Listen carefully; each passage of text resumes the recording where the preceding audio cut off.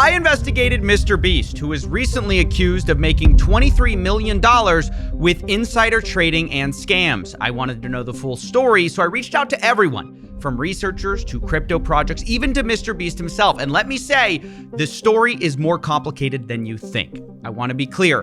What MrBeast did, what his team did, is shady. But what we care about is, did he cross that bright red line from shady to illegal scam? And contrary to what Twitter says, I don't think that's an easy answer. Instead, I think the answer will depend on you. If you love MrBeast, there will be an explanation at every turn and a scapegoat. But if you hate MrBeast, what I'm about to show you will seem unethical and like a clear abuse of fame for money. So already, this story is difficult, but I want to make you aware of two more things which matter. First, I have gone to MrBeast's team to try to fact check this story extensively, and they declined to fact check or comment on my many questions. Instead, they gave me a statement which we will get to. Secondly, I have a bit of history with MrBeast. I interviewed and spoke positively about him in the past, but also his new co-founder is suing me, and his other co-founder threatened to sue me. So you can make of that what you will. As always, I just want to let you know where I'm coming from, and I've tried to get all sides of the story. We're going to start with the major allegations against MrBeast and build on those. They come from two sources. Firstly, an investigation by Soma XBT, which claims MrBeast made $10 million by backing low-cap crypto tokens, which are down 90%. And the second investigation comes from a group of 5 people who investigated MrBeast and found $23 million in profits from, quote, scams, shady deals, and his network. Now, there are a lot of crypto projects they go over, and I want to be clear. Some of these allegations, I agree, are bad. Others, I think, are actually worse than have been reported. And still other allegations, I simply disagree with them on. So we're going to start with what I don't agree with. According to the report, Polychain Monsters, or PMON, is a project which KSI promoted heavily. MrBeast did not. But MrBeast did get in the pre-sale and make a lot of money. And thus, the conclusion is made, it's highly likely MrBeast made an investment from that insider information of KSI's promotional deal. But there's simply no evidence provided of this. I have the same thoughts about JigStack, another coin which KSI promoted, and the conclusion is, though MrBeast did not officially follow JigStack, in his network, KSI was involved in promoting JigStack. From this information, MrBeast invested and made a large return. Here, again, there isn't concrete proof. Now, I asked the team who wrote this piece, and the lead author, Casper Vandeluk, told me, quote, having known MrBeast's having a very strong connection with KSI, it's basically highly probable he was vested as a result of KSI. No concrete evidence, just going off probabilities. But I'm going to say, I don't agree with that, and I'm going to toss those probabilities aside. I think they reach too far. Instead, I'm going to stick with what we can prove happened. Luckily, the biggest claims in this report, the biggest moneymakers, are much better supported by evidence. Starting with Super. This is the project MrBeast is alleged to have made the most amount of money on, over $10 million based on a pre-sale of $100,000. As for evidence, we have leaked screenshots showing MrBeast telling Super's founder that he can do $100K. Then we have a wallet that both investigations traced to MrBeast, sending $100K to the pre-sale wallet. And then we have the same wallets getting millions of these Super tokens in a period of unlocks, which were almost all sold aggressively. Now, why is this bad? Well, MrBeast is obviously hugely influential, and he publicly associated himself with the project twice. Once on March 3rd, 2021, he responded to a tweet with eyeball emojis, and then he interacted a second time on May 12th, 2021. This is much worse. The founder, Elio Trades, had tweeted, there's a gym sitting there on the market at eye-watering prices set to explode during the DeFi Summer 2.0. MrBeast's response, Super? But what he doesn't say is that he'd already purchased a huge stake in Super at this point, and on the day that he's tweeting, he was selling tokens, allegedly. Not only that, he had been selling tokens and continued to sell tokens. In the 72 hours after the May 12th tweet, MrBeast sold about $200,000 worth of these tokens. And remember the context.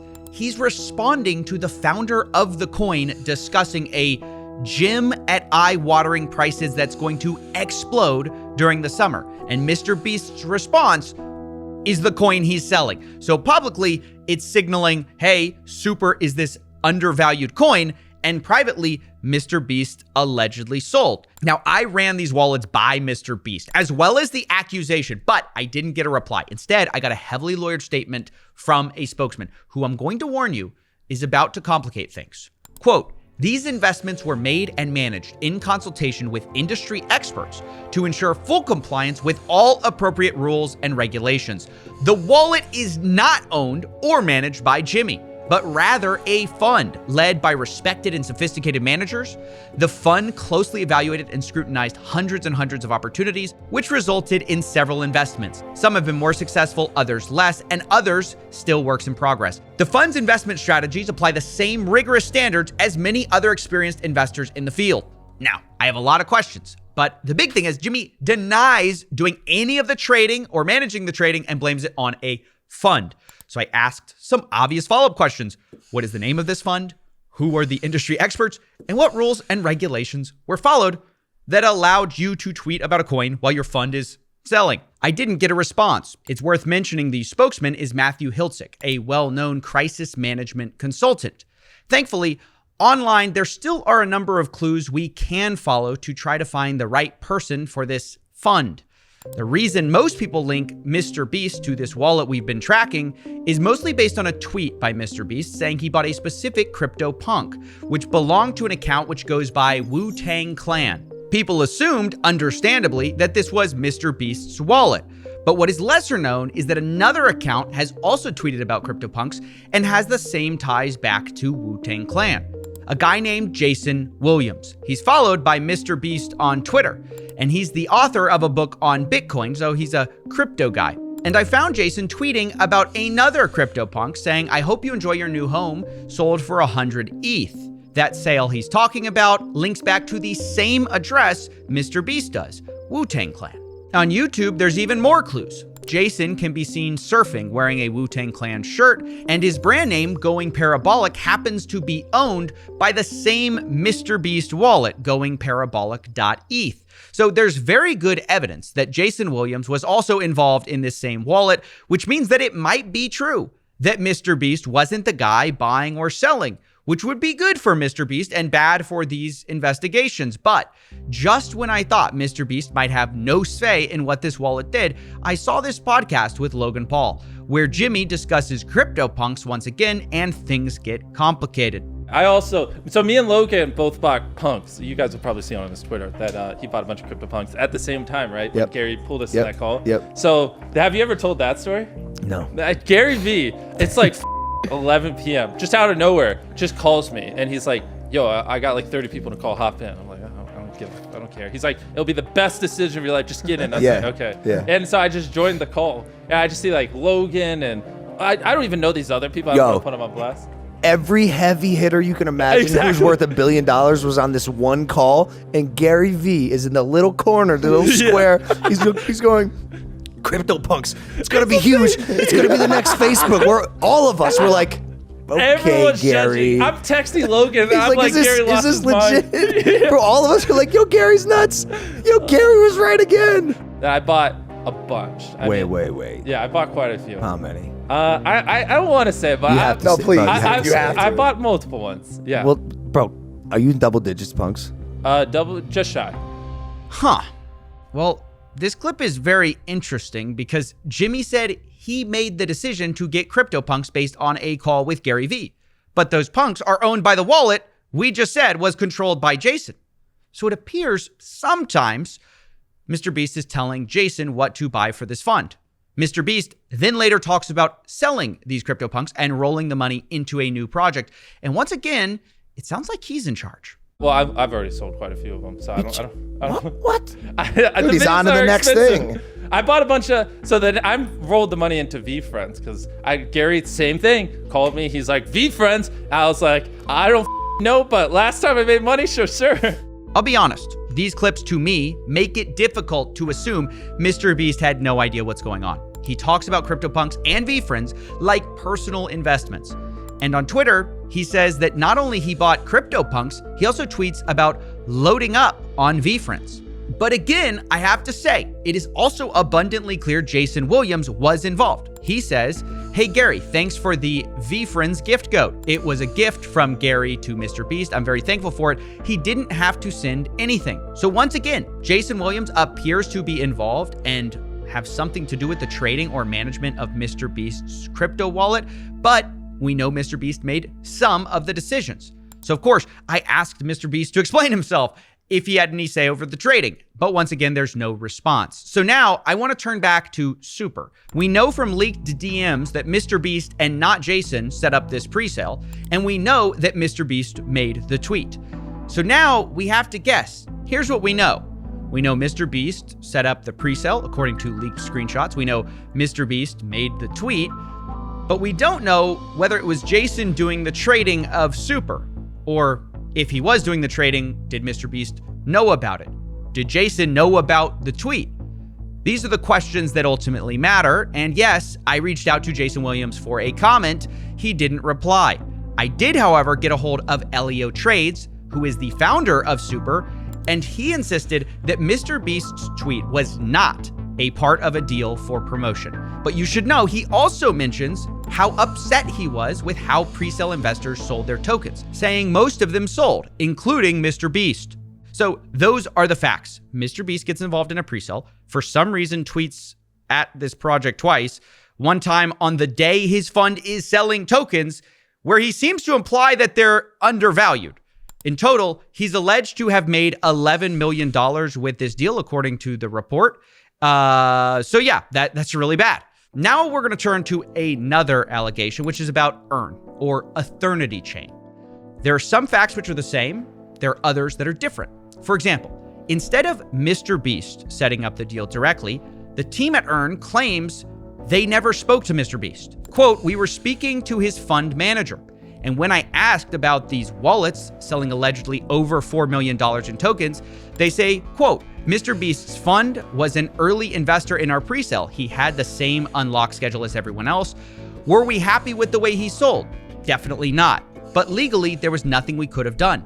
And then, just like with Super, they claim they didn't ask for a promotion of the project, but that MrBeast decided to comment once himself anyways. On March 9th, 2021, MrBeast responds to Ethernity Chain saying, this one will be hype. It's worth noting, once again, about 24 hours before saying this fund wallet purchased over $100,000 of EARN tokens in addition to the presale. Now, what is different about Super is that MrBeast's name was put publicly on the Ethernity Chain website. On their investors and partners page, you might be asking, well, which is it? Is he an investor or a partner? And the answer is both. He got into the presale, and the EARN team also claims that he partnered with them for an NFT drop. Supposedly, it was a charity drop and a normal NFT drop. Now, the charity drop specifically did happen in association with one of MrBeast's projects, Team C's, saying, quote, all proceeds will go towards cleaning up the seas around the world. This was early November 2021. Then the official Team C's account posts it on November 3rd, 2021, quote, what an awesome crypto collaboration in support of the team. Then the CEO of Ethernity Chain, Nick Rose, confirms in Telegram that the drop is supported by MrBeast, saying EARN and ETH tokens will be accepted for the charity auction, which was slated to last 2 months. Now, the reason I'm sharing all of this is because 1 month into this 2-month charity auction on November 30th, 2021, the Rocket Fund or Beast Fund or whatever you want to call it starts selling huge amounts of this EARN token. Allegedly, they sold over $2 million, while the charity itself was still going on. Now, I know that sounds horrible. It looks horrible. It is horrible. Although I have to tell you, personally, I don't think this was a master plan to pump a coin with a charity auction. If it was the plan, it was a bad one because the NFT auction was ultimately a flop. But do I also think it doesn't matter because regardless of your intentions, selling tokens within a month of your 2-month charity auction is wrong, stupid, and unethical? Yes, I think that as well. Because in case you forgot, MrBeast is the charity guy whose name is on the website. It isn't a fund. It isn't a crypto rocket fund. It's MrBeast's branding. I even asked the EARN team about this, saying, quote, why did y'all list MrBeast instead of Rocket Fund in your partners' investors? Was that discussed? They say, quote, "We listed him, MrBeast, as a partner and, quote, yes, they accepted that." So according to the Earn team, MrBeast knew or should have known that his name was on the line for this investment and partnership. And yet, this fund, his fund, whatever you want to call it, sold tokens 1 month after starting a 2-month NFT auction for charity. To be fair again, though, it's hard to oversell how bad this NFT auction did. I have found only one NFT that appears to have sold here, but the bids were made in the Earn token, which the fund was selling, and the actual sale of the NFT didn't happen until after the fund sold in November 30th. The transfer happened in December 23rd. So of course, I went to MrBeast directly to answer this and see if there was some more context they could provide. There was no response other than the statement we've already read from MrBeast that he did not control the trading. Although again, that isn't a really satisfying answer because we've established MrBeast would sometimes direct what to buy and sell to this fund, like CryptoPunks. Personally, like I said, I don't think this was a pre-planned scheme. But regardless of intentions, if you're the charity guy, you support a charity, it flops while your fund makes millions of dollars in profits because it's selling the same Earn token people could bid on the charity with, that just is awful. And you should feel awful about it. Look, now I want to move on from that to talking about our final token, XCAD. This is a token you may remember from our investigation into MrBeast's business partner, KSI. But unlike KSI, MrBeast was not promoting it a lot on Twitter. In fact, the only reason we know MrBeast was in the presale is that there were several articles about it bragging about that fact. Once again, MrBeast's name was used to promote this instead of the fund itself. And internally to investors, I have to say, this built up a lot of excitement, not just because MrBeast is a huge name, but because XCAD had what's called creator tokens. So the idea to some investors is that, well, if they're investing MrBeast and KSI, what if they were ever to launch creator tokens? That would be massive. And I bring this up because some people might ask, like, what do these affiliations, how do they impact people buying these projects? And the answer from what I've seen is they actually do impact it quite a lot because people are anticipating like further involvement. And also the idea is like they must not be investing unless they're long-term holders. You can see this in the Telegram chat. It became so common that in the XCAD community, one of the admins says, "Here we go again," another community member asking if there's any possibility of a MrBeast KSI token. And meanwhile, by the way, as that's happening, as the investors are hoping for these creator tokens and that they're imminent, behind the scenes, something entirely different had been happening. Like with Super and Earn, MrBeast's fund sold a lot of their XCAD early in 2021 rather than holding their tokens. And this was surprising to even the founder of XCAD himself, Oliver Bell, who said they told him they were going to do the opposite. He tells me, quote, "Hey, so MrBeast reached out to me during our pre-sale raise. A group was set up with his team and we had a call with his team and they said they liked the concept. There was no strings attached to the investment. They did, however, want a lot bigger ticket than what I offered them, which I'm glad I did not fulfill. We discussed not just flipping this token, as this can damage projects if people have decent sized tickets. It was my understanding we were aligned on this. However, after listing to which XCAD performed well, there was heavy dumping from a wallet linked to MrBeast's team. I got in contact with them immediately and asked them why they were selling like this." Now, Oliver later claims this discussion about flipping tokens and them being aligned about the fact they're not going to flip these tokens so quickly was with Jason. And apparently, Oliver was so upset about what happened, he DM'd Jimmy directly, quote, explaining his team will ruin his reputation. And look, sorry to be a broken record, but yes, I reached out to Jimmy about this too. And once again, there was no reply besides the statement we read earlier. It's worth mentioning that I asked Oliver for proof of this message about ruining relationships, and he said the message had been deleted on Telegram. So who you believe here is up to you. Oliver also says, quote, "I don't think Jimmy has a bad heart or is a bad person.